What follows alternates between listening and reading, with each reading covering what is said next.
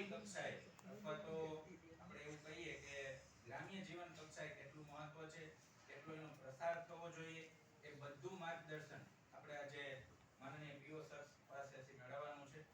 તો હું એમને વિનંતી કરું કે તેઓ પ્રાસંગિક ઉદ્બોધન કરે. માનનીય પીઓ.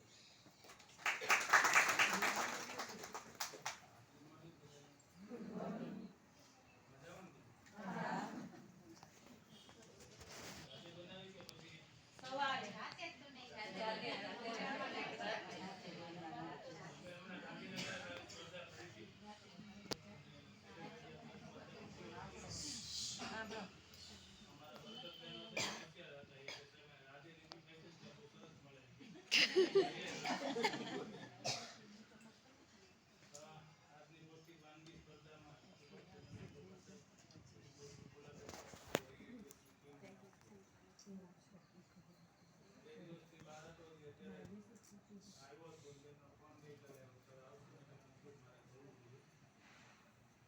અમારી જ્યારે જ્યારે સ્ટેટ લેવલની મીટિંગ થાય છે, રિવ્યુ મીટિંગ થાય છે, હમણાં અમારા સેક્રેટરી સાહેબ પણ નવા એવા છે, કુપોષણ બાબતે હવે એક્ટિવ છે. મારે બેંકના થોડું બતાવવા કુપોષણના બધું સર્ટિફિકેટમાં યોગદાન આપી છે. સરકારનું સ્પષ્ટ માનવું છે કે આપણે કુપોષણ નિવારણ માટે આપવાનું જે હતું એ બધું જ આપી ચૂક્યા છીએ.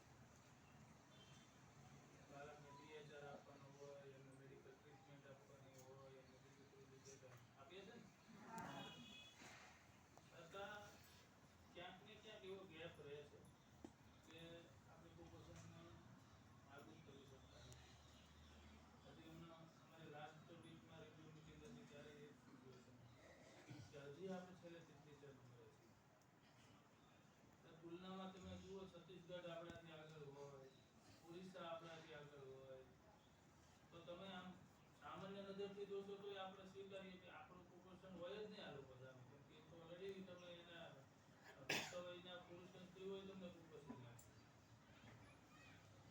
પણ તો એમ છતાં આપણે ત્યાં કુપોષણનું પ્રમાણ એ રાજ્યો કરતાં વધારે છે. તેનું કારણ શું છે?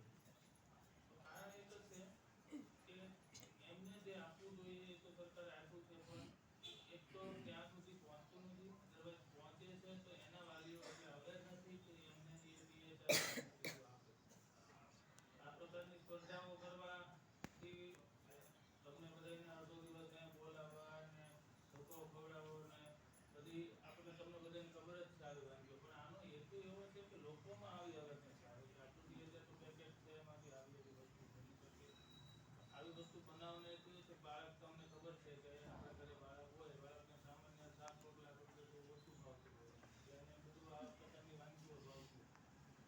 તો આ કાર્યક્રમનો હેતુ માત્ર કાર્યક્રમમાં આવ્યા અને આપણે વાનગી બનાવી દીધી એવો નથી, પણ અહીંયા બીજી જે 20-25 વાનગીઓ છે એ તમારે જોવાની છે કે આમાંથી હું કયું મારા બાળકને વાનગી બનાવીને ખવડાવી શકું જેનાથી થાય. બીજું કે કુપોષિત અતિ કુપોષિત જે બાળકો છે ને, એ તો તમારા મેઇન લક્ષ્ય હોવું જોઈએ. હવે જો સીએમ ચાલુ થશે એટલે તમને ખબર પડશે કે ઇવન અમારું પણ સરકારમાં તો એવી સૂચના છે, તમે પણ એક બાળક, ભલે તમારા જિલ્લામાં 800 બાળક હોય કે 900 હોય, પણ તોય તમે એક બાળક સુધી એકવાર તો પહોંચે રહેવો જોઈએ જિલ્લા કક્ષાએ. તમે તો એકાદનું બાળક કોઈને છે, કોઈને 2 છે, કોઈને 4-5 થી વધારે કુપોષિત બાળકો છે કે અંગણવાડીમાં, બરાબર? એટલે હવે આપણે 2-5 બાળકો તો આપણે ઘરમાં સાચવી લેતા હોય છે, એ બાળકો તમારો મેઇન ફોકસ છે. ગમે એમ થાય